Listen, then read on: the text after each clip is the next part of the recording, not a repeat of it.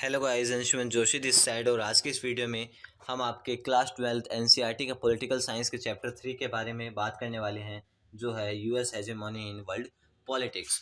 ये हम जानेंगे। और हमने इससे पहले दो जो चैप्टर है, द कोल्ड वॉर एरा और द एंड ऑफ बाइपोलैरिटी, वो पहले अपलोड कर दिए। तो अगर आपने वो वीडियोस नहीं देखा तो वो वीडियोस भी देख लीजिए। वो भी मोस्ट इंपॉर्टेंट वीडियो, लिंक नीचे डिस्क्रिप्शन बॉक्स में गिवन है। दोस्तों, सबसे पहले हम जानते हैं कि हेजेमनी क्या होता है, या फिर ये पूरे जो इसका टाइटल है, जो चैप्टर का हमारा टाइटल है, जो नाम है चैप्टर का, उसका क्या मतलब है। तो उसका मतलब है, हेजेमनी का मतलब होता है कि पूरे वर्ल्ड के जो भी डिसीजंस है उनको खाली मतलब पूरे वर्ल्ड के जो इंटरनेशनल लेवल के अफेयर्स के जो डिसीजन है वो खाली एक सुपर पावर के थ्रू डोमिनेट किए जाने वाले। ठीक है, ये होता है हेजेमनी का मतलब। इसलिए क्योंकि अब वो है US hegemony in world politics, यानी यूएस ने जो अपनी हेजेमोनी बना रखी थी वर्ल्ड पॉलिटिक्स में। क्योंकि पहले दो सुपर पावर थे, यूएस और यूएसएसआर। फर्स्ट वीडियो में हमने बताया था कि कोल्ड वॉर इन दोनों के बीच में था। सेकंड वीडियो में हमने बताया कि यूएसएसआर जो है ख़त्म हो गया था, इसलिए खाली एक जो डोमिनेटिंग सुपर पावर बच गई थी वो थी यूएस। और यूएस जो डोमिनेटिंग सुपर पावर बच गई थी तो इसलिए इसकी हेजेमनी हो गई थी वर्ल्ड पॉलिटिक्स में। ठीक है, आई होप आपको चैप्टर के नाम का जो मतलब है वो समझ में आ गया होगा। अगर आपको चैप्टर का नाम का मतलब समझ में आ गया तो आपको आधा चैप्टर तो वैसे ही समझ में आ जाता है। अब हम जानते हैं ऐसे फैक्ट जो मैटर करते हैं, जो आपके चैप्टर में पूछे जा सकते हैं, क्वेश्चन में पूछे जा सकते हैं। फर्स्ट पॉइंट है हमारा, America refers to the United State of America. It covers two continents, the north and the south America. The US is only one of the countries of the continent which is a symbol of US hegemony. अब इसका क्या मतलब, अब America किसको बोलते हैं। हाँ, वैसे हम सबको पता है, एक बेसिक बात है जो इसमें बताई गई है। America United State of America कोई मतलब अमेरिका को यूनाइटेड स्टेट ऑफ अमेरिका कहते हैं। अब ये जो है दो कॉन्टिनेंट्स में फैला हुआ है, नॉर्थ अमेरिका और साउथ अमेरिका में। और यूएस खाली only US the only country है, एक खाली ऐसी यूएस अकेली ऐसी कंट्री है जिसको जो है यूएस हेजेमोनी या फिर हेजेमोनी का जो है दर्जा मिला, हेजेमोनी का सिंबल मिला। अगर यूएस का डिसइंटीग्रेशन हो जाता तो यूएसएसआर को मिल जाता, और अगर अब यूएसएसआर का डिसइंटीग्रेशन हो गया तो यूएस को मिल गया। After the disintegration of USSR in 1991, the first instance of US hegemony came into observation through Operation Desert Storm by the UN during first Gulf War to retreat Iraqi forces from Kuwait. This operation was dominated and won by the US due to vast technological gap between the US military capability and other states. अब जैसे जो 1991 में USSR का disintegration हो गया था, उसके बाद जो यूएस की हेजेमोनी की जो पहली जो झलक देखने को मिली वो मिली ऑपरेशन डेजर्ट स्टॉर्म के दौरान। जब जो है फर्स्ट गल्फ वॉर हो रहा था इराक और कुवैत के बीच में, जब यूएन ने जो है ये करा। दोस्तों, मैं आपको बताता हूँ, इसको मैं आपको शॉर्ट फॉर्म में बताता हूँ कि जो 1991 में यूएसएसआर का डिसइंटीग्रेशन हुआ था, उसके बाद यूएस की जो हेजेमोनी की पहली झलक जब देखने को मिली थी, जब यूएन द्वारा चलाए गए ऑपरेशन डेजर्ट स्टॉर्म में डेजर्ट स्टॉर्म को जब लागू किया जा रहा था, तो जब इराकी फोर्सेस को कुवैत से बाहर निकालना था, कुवैत से भगाना था, जब यूएस ने अपनी हेजेमोनी पेश की थी, उस जो ऑपरेशन को डोमिनेट भी किया था और जीता भी था यूएस ने। क्यों? क्योंकि उसके बाद जो टेक्नोलॉजिकल गैप था, उसके बाद जो यूएस की मिलिट्री है और बाकी जो देशों की मिलिट्री है, उनके जो टेक्नोलॉजिकल जो गैप है वो बहुत बड़ा है। क्योंकि जो यूएस है वो उसने अपनी टेक्नोलॉजी में बहुत ज़्यादा इन्वेस्ट किया है शुरू से ही।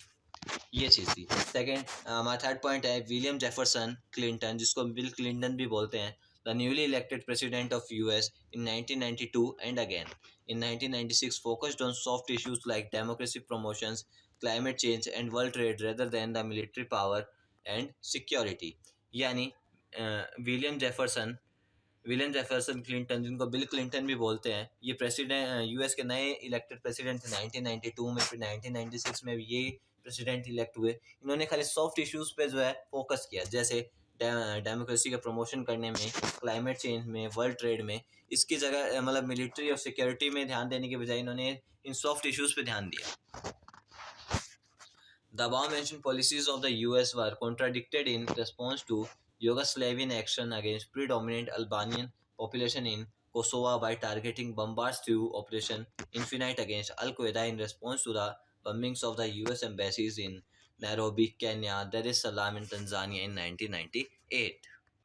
अब इसका मतलब क्या हुआ, यानी ये जो ऊपर जो इसकी पॉलिसीज थी यूएस की, वो जो विरोध किया गया उसका किसके रिस्पॉन्स में, जो यूएस ने एक्शन लिया था, यूएस ने जो ये विरोध किया गया कि जो यूगोस्लाविया के एक्शन था, यानी जो कोसोवो की अल्बानियन पॉपुलेशन थी उसके अगेंस्ट में जो यूगोस्लाविया का जो एक्शन था बमबारी करके ऑपरेशन इनफिलाइट के दौरान जो अलकायदा के खिलाफ था, उसमें जो यूएस के एम्बेसीज ने जो बम्बिंग करी थी नैरोबी, केन्या, दर एस सलाम और तंजानिया 1998 में, उसके रिस्पॉन्स में जो है इनकी ये जो पॉलिसीज़ है इसको विरोध किया गया।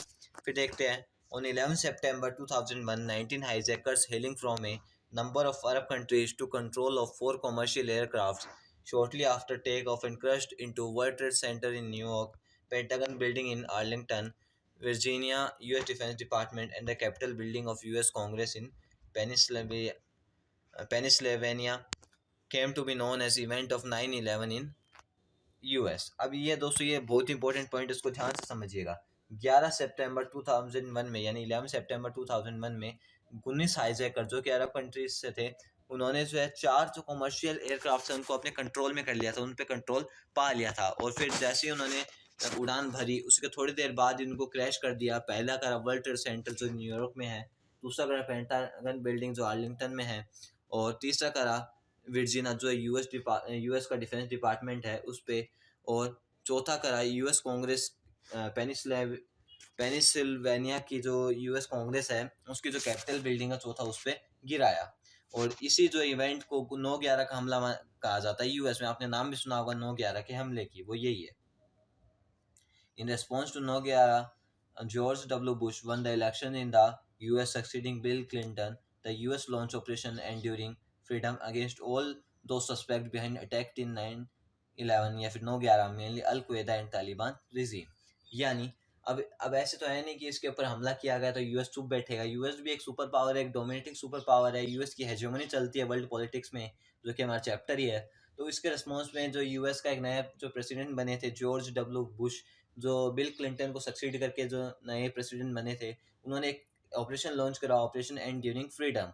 ऑल जो भी सारे सस्पेक्ट जो उनको लगता था कि इन्होंने ये काम करा होगा, मेनली अल-क्वेदा और तालिबान, तालिबानी जो शासन था इनके खिलाफ इनको शक था कि 9/11 के हमले में इनका हाथ है, तो इनके खिलाफ इन्होंने जो है ये ऑपरेशन चलाया था।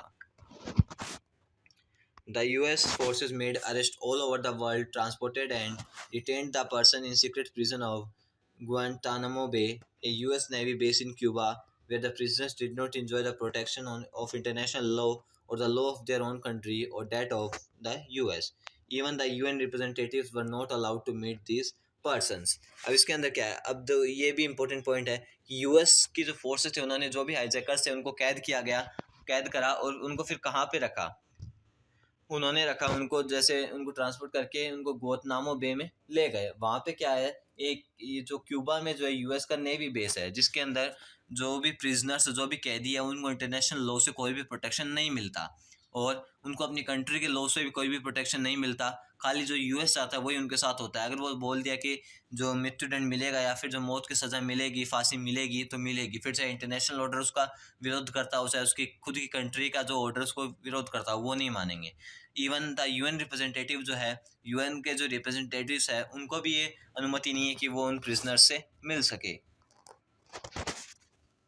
On 19 March 2003, the US launched Operation Iraqi Freedom to prevent Iraq from developing weapons of mass destruction (WMD) in the ostensible purpose to control oil fields and installing a regime in Iraq friendly to US। यानी 19 मार्च 2003 में US ने operation Iraqi freedom launch करा, जिससे वो Iraq को जो destructive weapons है, जो वेपन्स ऑफ मास डिस्ट्रक्शन, यानी जो WMD है, जिस ऐसे वेपन्स जिनसे एक बड़ा डिस्ट्रक्शन हो सकता है, उनको बनाने के लिए वो रोक सके। और एक पर्पस है उसके पीछे कि वो इसलिए नहीं बनाए जिससे जो यूएस है वो अपने जो ऑयल फील्ड्स है, अपने जो ऑयल फील्ड्स है उसको इंस्टॉल कर सके। एक पर्पस था यूएस का इसके पीछे, जिससे वो जो ऑयल फील्ड्स है इराक की, उसके अंदर जो है अपना ऐसा शासन जो है इंस्टॉल कर सके जो यूएस से फ्रेंडली हो। Hegemony is an international system with only one center of power to be gained and retained in the form of military domination, economic political chart, and central superiority, which was enjoyed only by the US after disintegration of Soviet Union। यानी hegemony एक international system है जो कि खाली एक centre of powers के द्वारा enjoy किया जाता है। और किस तरह से वो मिलता है, वो मिलता है मिलिट्री डोमिनेशन की वजह से, इकोनॉमिक पॉलिटिकल चार्ट की वजह से, सेंट्रल सुपीरियरिटी की वजह से, जो खाली यूएस के द्वारा एंजॉय की गई थी सोवियत यूनियन के डिसइंटीग्रेशन के बाद में। अब हेजेमोनी को एक हार्ड पावर के तौर पे अगर अपन देखें तो वो होता है मिलिट्री कैपेबिलिटीज़। यानी अगर एक कंट्री की मिलिट्री कैपेबिलिटीज़ अच्छी है तो वो हेजेमोनी कर सकती है। यूएस ने ये प्रूव करा है। The US today spends more on the military than the next 12 powers and the even technological no other power can match with the US. यानी यूएस आज भी अपनी मिलिट्री पर जो बाकी जो 12 सुपर पावर्स हैं उनसे ज़्यादा स्पेंड करता है, और टेक्नोलॉजी पे भी कोई अदर सुपर पावर्स उसको मैच नहीं कर सकता, इतना वो इन्वेस्ट करता है अपनी मिलिट्री और टेक्नोलॉजी में। हेजेमोनी को अगर अपन स्ट्रक्चरल पावर के तौर पे देखें तो एक ग्लोबल स्ट्रक्चर, इकोनॉमिक सेंस में जो ग्लोबल स्ट्रक्चर है उसको सस्टेन करता है। जैसे the US has provided global public goods as sea lanes of communication SLOCs, as well as accounts for 15% of the world trade if EU is included, and 20% in the world economy. The US has contributed basic economic structure in the form of Bretton Woods system and degree in MBA। यानी इसका मतलब क्या है? अब इसका मतलब ये है कि अगर अपन यूएस को अपन एक स्ट्रक्चरल मतलब हेजेमोनी को अगर अपन एक स्ट्रक्चरल पावर के तौर पर देखें तो ये होता है कि जो इकोनॉमिक सेंस में एक ग्लोबल स्ट्रक्चर होता है उसको सस्टेन करना। और यूएस जो है वो ग्लोबल पब्लिक गुड्स को सी लेंस ऑफ कम्युनिकेशन के थ्रू भी जो पहुंचाने में इसने मेन रोल अपना अदा किया है। अब ये SLOCs क्या है, यानी सी लेंस ऑफ कम्युनिकेशंस क्या है? ये है कि एक हेजेमोनी के द्वारा जो नेवी पावर जो है वो कंट्रोल की जाती है, जो नेवी जो वाटर के जो लॉज है, सी के जो लॉज है, और जो इंटरनेशनल वाटर्स के जो फ्रीडम है वो सब मेंटेन किसके द्वारा की जाती है? हेजेमोनी के द्वारा। और इसमें ज़्यादातर मर्चेंट शिप्स चलते हैं, तो वो जो है वो भी किसने करा था? यूएस ने। और अगर अपन ट्रेड की बात करें तो पूरे वर्ल्ड का 15% तो केवल जो है यूएस देता है। यानी यूएस में पूरे वर्ल्ड का जितना ट्रेड होता है उसका 15%, जो कि एक मोटा अमाउंट है, वो पूरा का पूरा किससे होता है? यूएस से होता है। और अगर अपन ईयू और इसमें मिला दें यानी यूरोपियन यूनियन, ये बेसिकली यूरोपियन कंट्रीज़ का एक ग्रुप है, अगर इसको मिला दे तो ये टोटल 20% हो जाता है पूरे वर्ल्ड इकोनॉमी में। यानी ये दोनों मिलके 20% जो वर्ल्ड इकोनॉमी में अपना योगदान देते हैं। The US has contributed basic economic structure in the form of Bretton Woods system and degree in MBA। अब जैसे इसका मतलब क्या है कि यूएस ब्रेटन वुड्स सिस्टम क्या है? ब्रेटन वुड्स सिस्टम है यानी सेकेंड वर्ल्ड वॉर के बाद में जो इकोनॉमिक सिस्टम है जो यूएस के द्वारा एस्टेब्लिश किया गया है, एक अच्छा जो है इकोनॉमिक सिस्टम, उसको बोलते हैं ब्रेटन वुड्स सिस्टम। और जो एमबीए की डिग्री आजकल मिलती है वो भी किसकी देन है? यूएस की देन है। आपने देखा भी होगा एमबीए की डिग्री किसके लिए मिलती है? बिजनेस करने के लिए। जो लोग बिजनेस करना चाहते हैं या फिर कोई अच्छे बिजनेस में नौकरी पाना चाहते हैं, वो जो एमबीए की डिग्री करते हैं। अब आप अभी भी आप अपनी प्रेजेंट सिचुएशन में देख सकते हैं कि जो भी बड़ी बड़ी कंपनीज है उसका 95% या फिर आप बोल सकते हैं 99% जो बड़ी बड़ी कंपनीज है वो सारी यूएस की है, अमेरिका की है। क्यों? क्योंकि उसने कैपिटलिज्म पे ध्यान दिया, उसने अपनी कंट्री को डेवलप करने पे ध्यान दिया, उसने एमबीए पे ध्यान दिया, उसने फाइनेंशियल एजुकेशन पे ध्यान दिया। अगर हमारा एक और चैनल है अंशुमन जोशी नाम से, जिसके अंदर हम आपको फाइनेंशियल नॉलेज देते हैं, आपको मोटिवेशन वीडियो देते हैं, आपको बहुत सारे पर्सनैलिटी डेवलपमेंट के वीडियो देते हैं। तो अगर आपको वो सब चीज़ें भी देखने तो आप हमारे सेकंड चैनल को सब्सक्राइब कर सकते हैं। Hegemony as soft power implies class ascendancy in social, political, and ideological spheres, which is more effective than concern to more hand in hand, and the US was proved ultimately triumphant in this। यानी अब इसका मतलब क्या है? Hegemony अगर अपन soft power में देखें तो इसका यही होता है कि सोशल, पॉलिटिकल और आइडियोलॉजिकल स्पेयर में सब चीज़ें कितनी इफेक्टिव है, यानी जो पूरे एसेंडेंसी, यानी कोई भी बड़ा छोटा नहीं है, सब बराबर है, उस हिसाब से जो है वो किस हिसाब कैसा जो उसका स्ट्रक्चर है वो सॉफ्ट पावर में आता है। और यूएस ने इसको अच्छी तरह से प्रूव किया और उसमें भी विजय प्राप्त किया, यानी एक तरह से उसमें भी टॉप पे कौन रहा है? यूएस रहा है। यानी यूएस में हेजेमनी बनने के पूरे गुण हैं और इसलिए वो हेजेमनी है। Through the US has been a hegemonic power, still it experienced some constraint in itself as institutional architecture, division of power, open nature of American society, and the presence of only one organization in international system to moderate the exercise of American power. It means NATO। अब जैसे हमने देख लिया कि इतनी इसकी तारीफें कर ली US की हेजेमनिक पावर की, पर उसके अंदर कुछ कमियां भी है अभी भी यूएस के अंदर। पहले क्या क्या कमी है? पहली कमी इंस्टीट्यूशनल आर्किटेक्चर की, यानी जो इसका डिवीज़न ऑफ पावर है वो सही से नहीं है। जैसे अभी हमारे इंडिया में अगर अपन देखें तो तीन जो पार्ट्स में जो हमारी पावर बटी हुई है, पहला लेजिस्लेचर, दूसरा एग्जीक्यूटिव और तीसरा जुडिशरी। लेजिस्लेचर लॉ बनाता है, एग्जीक्यूटिव उसको एग्जीक्यूट करवाता है, जुडिशरी सबको जो है अच्छे से उसका उनका ध्यान रखता है, और सबको न्याय दिलवाता है। ये हमारा जो है सब जो अलग अलग इंडिपेंडेंट है, सब पे किसी का प्रेशर नहीं है। तो इस तरह से जो डिवीजन ऑफ पावर है हमारे इंडिया में बहुत अच्छे तरीके से की गई है, और अमेरिका में ये अच्छे से नहीं है। और जो अमेरिकन सोसाइटी का जो ओपन नेचर है वो भी सही नहीं है। और जो भी इंटरनेशनल सिस्टम, जो भी इंटरनेशनल अफेयर होता है उसके अंदर जो ज़्यादातर जो अमेरिकन पावर की जो एक्सरसाइज की जाती है वो खाली एक इंस्टीट्यूशन के थ्रू की जाती है, और वो है नाटो। अब देखते हैं next point. After the collapse of Soviet Union, India decided to liberalise its economy and integrate it with global economy. Hence, the US also found its India an attractive economic partner due to technological dimensions and the role of Indian American diaspora. यानी अब जो जैसे ये Soviet union जब खत्म हो गया था, सोवियत यूनियन कोलैप्स हो गया था, उसके बाद जो है इंडिया ने भी डिसाइड करा कि अपनी जो इकोनॉमी है उसको ग्लोबल लेके जाएंगे, उसको फ्री करेंगे और ग्लोबल के साथ उसको जोड़ेंगे। इसलिए यूएस ने भी जो है ऐसे देखा कि यूएस अब इंडिया अपनी जो करेंसी को ग्लोबल ले गया है, तो यूएस को भी लगा कि इंडिया एक अट्रैक्टिव इकोनॉमिक पार्टनर है। और बाकी जैसे टेक्नोलॉजिकल डायमेंशन में भी इंडिया अच्छा था, तो इंडियन अमेरिकन डायस्पोरा, जो इंडियन अमेरिका जो संधि है वो भी बहुत अच्छी चल रही है, चलती भी थी और अभी भी चल रही है। आगे देखते हैं।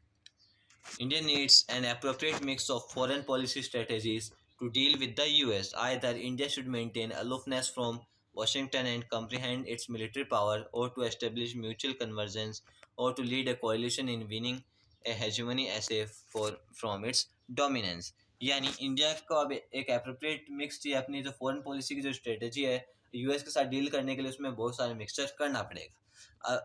इंडिया एक अब ऐसे भी कर सकती है कि इंडिया पूरा दूर हो जाए वॉशिंगटन से, और जो अपने मिलिट्री पावर है उस पर ध्यान दे, और दूसरा एक अच्छा जो म्यूचुअल कन्वर्जेंस बना के रखे, जो डोमिनेटिंग पावर है, जो भी हेजेमोनिक पावर है उनके साथ जो एक डोमिनेंस बना के रखे और उनके साथ जो है डोमिनेट करे।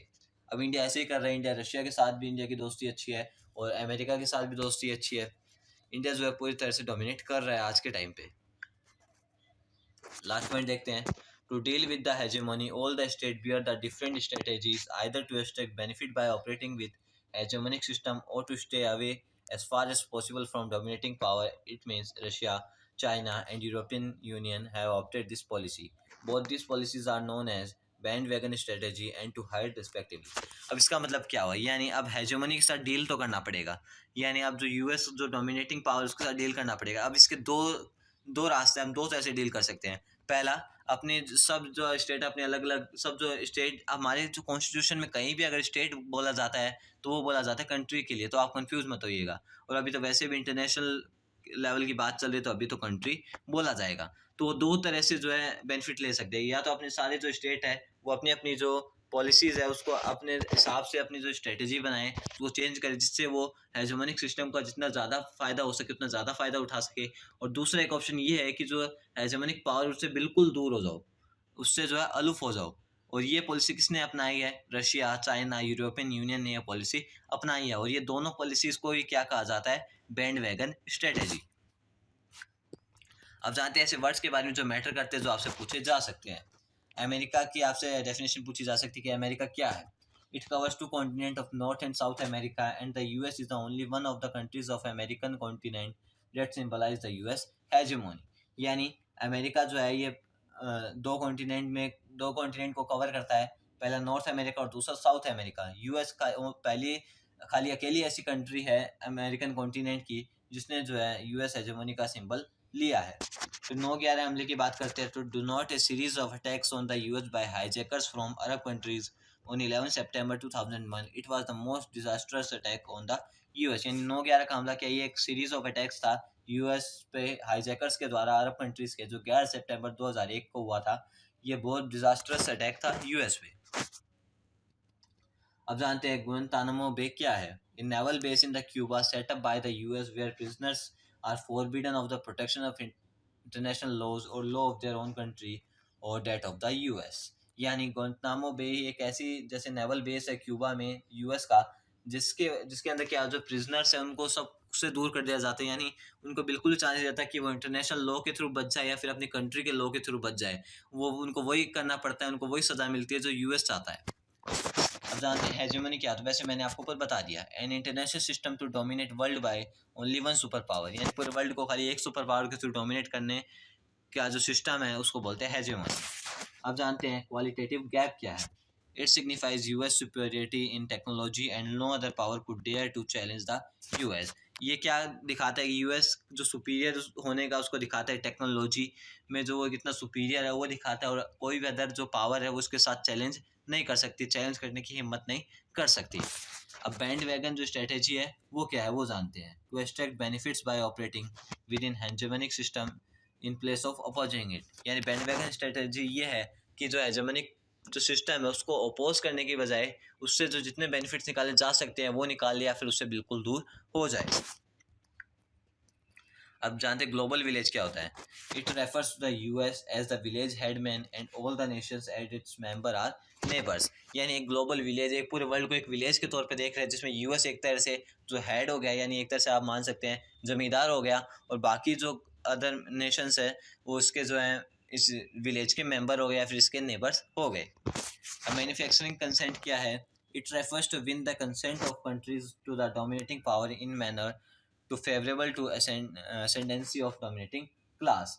यानी जो मैन्युफैक्चरिंग कंसेंट ये होता है कि जो डोमिनेटिंग पावर है, डोमिनेटिंग पावर वो जो है अपने बाकी जो कंट्रीज़ हैं जो उसके सपोर्ट में आ सकती है, जिससे उसको फ़ायदा हो सकता है, उसका वो कंसेंट ले ले, उसका जो है कंसेंट जीत ले, उसका मन जीत ले।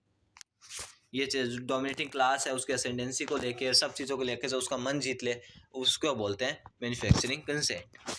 अब जानते हैं ब्रेटन वुड्स सिस्टम क्या है। A basic economic structure of world set up by the US after second world war. यानी जो बेसिक इकोनॉमिक स्ट्रक्चर है वर्ल्ड का, जो यूएस के द्वारा सेकेंड वर्ल्ड वॉर के बाद में जो है एस्टेब्लिश किया गया था, उसको बोलते हैं ब्रेटन वुड्स सिस्टम। और sea lanes of communication SLOCs क्या है वो जानते हैं। It is naval power of hegemony that underwrites the law of the sea and insures freedom of navigation in international waters.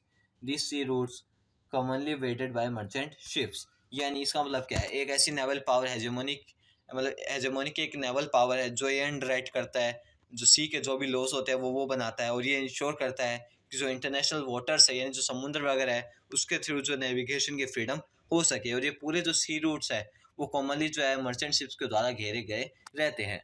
तो दोस्तों ये था हमारा आज का ये वीडियो। आई होप आपको वीडियो पसंद आया होगा। अगर आपको इस वीडियो की PDF चाहिए तो आप नीचे डिस्क्रिप्शन में टेलीग्राम चैनल को ज्वाइन करके पा सकते हैं। हम उसमें हमारे हर वीडियो की जो PDF डालते हैं जो आपके एक शॉर्ट नोट्स की तरह यूज़ में आ सकते हैं। आई होप दोस्तों आपको वीडियो पसंद आया होगा। अगर आपको वीडियो पसंद आया तो उसको ज़्यादा से ज़्यादा शेयर करिए और मेरे चैनल को सब्सक्राइब कर दीजिए, क्योंकि इस चैनल पर मैंने आपके लिए ऐसा हेल्पफुल कंटेंट अपलोड कर भी दिया है और आगे भी करता रहूँगा। तो मिलते हैं नेक्स्ट वीडियो में। Till the time break your limits.